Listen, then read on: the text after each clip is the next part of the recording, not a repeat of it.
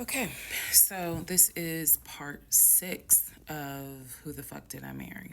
So, where we left off. So, obviously, my doctor had called and told me there was no heartbeat, the pregnancy was not viable at that point, and I was cramping and spotting at work. Went into my best friend's office and immediately started crying. She was like, "What's going on?"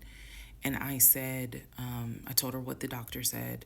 And she grabbed her keys, grabbed her purse, and was like, "Let's go. I'm taking you home." On my way home, I called my boyfriend and told him what the doctor said. And he was like, "I'll meet you at home." So he was coming from Duluth, went straight home. And so about 24, 48 hours later, I had a doctor's appointment. And my doctor gave me 3 options. First option, let everything happen naturally. Your body will expel the fetus on its own. Second option, you can take a pill which will induce expelling the fetus at home. The pill basically will cause you to contract and expel. The third option was to go into the hospital and do a D&C. I did not want to do a D&C because I did not want to be in a hospital with COVID going on. And for whatever reason, I did not do the option of let it happen naturally. So I chose to do the pill. His birthday was June 17th. My ex's birthday was June 17th. So the decision was made, we're going to celebrate his birthday that day, go out to eat. And then that night I would take the pill because we both were off from work the next 2 or 3 days. So went out to eat to try to celebrate as best we could, and then took the pill that night. That night was the most traumatic, excruciating pain I've ever put my body through. I do not recommend any woman, if prayerfully you don't have to go through that, but I don't recommend taking that pill. If you don't have to, don't do it. I spent the whole night in the bathroom just crying in so much pain. They gave me a narcotic. I couldn't take it because I found out I was allergic to it. So it was causing me to like projectile vomiting. And it was a mess. So, and he was right there. You know, he was scared that he needed to take me to the ER. But in the morning, the pain kind of subsided. So about 72 hours later, I had another doctor's appointment where the purpose of this appointment was to do an ultrasound to see if everything had passed. Everything did not pass. So because of that, my doctor was like, we're going to have to do a D&C. My D&C was scheduled for the first week of July. My boyfriend, my ex, was going to take me. That was always the plan. 2 days before my procedure, he comes home and tells me that he is up for a promotion. He's up to be promoted to VP. Because of this, the president of the company, is coming in, and it was going to be this huge business meeting he had to go to. The business meeting was scheduled for the day of my surgery. And so I'm throwing a fit because I was like, you there's no way you can do that meeting. Like, I need you to take me to the hospital and all this other stuff. And so he offered to have his sister take me to the hospital. Apparently his sister lived in Douglasville. I was like, no, because I've never met her. Like, I'm not having a stranger take me to the hospital. No, this is a private situation. I don't want to do that, blah, blah, blah. So my aunt had offered to take me. And then my friend who took me home from work had offered to take me. So at that point,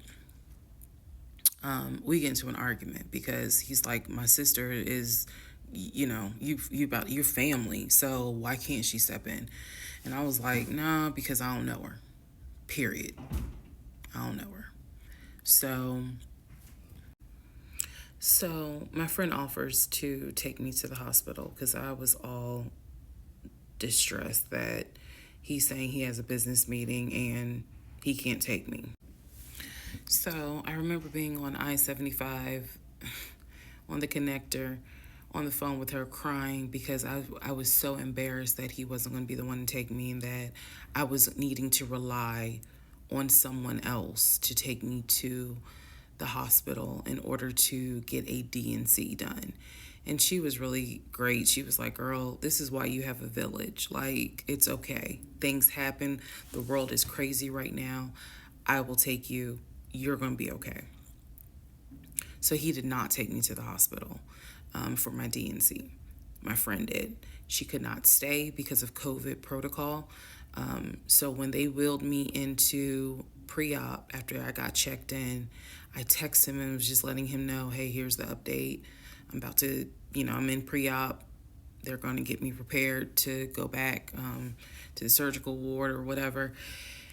And the response I got was from his new executive assistant named David. Now, when he told me he was up for the promotion, he did tell me that part of getting this new job would be that he would get an executive assistant named David. And he did tell me, I'm going to make sure that I inform David if you get a text from this number, meaning from me, pull me out of the meeting because, my fiance's having a procedure done and I'm picking her up. So it's important that you come get me if it's something serious. So I text him. David responds. He said, yeah, Mr. Blah Blah told me that you are having a procedure done. If you need me to get him, I can go get him. He's in a meeting. Just let me know what you need. And I just said, no, don't bother him. I'm just giving an update that they're about to take me back. And David responds and says, I'm so sorry you're going through this. Please let me know if there's anything I can do. So I have the procedure. I wake up and I am now in recovery. I should be in recovery 45 minutes up to an hour and a half. I wake up, first thing I ask, and I remember asking, is where is so-and-so? The nurse who was so sweet, she was like, everything went well. You're doing great. She said, we spoke to your fiance. He's on his way. So I said, okay, I kind of dozed back out, but I could still hear everything that was going on. I just could not keep my eyes open to save my life. So I hear her talk to the other nurse, and that's when she said, yeah, Dr. So-and-so called her fiance, and his executive assistant picked up.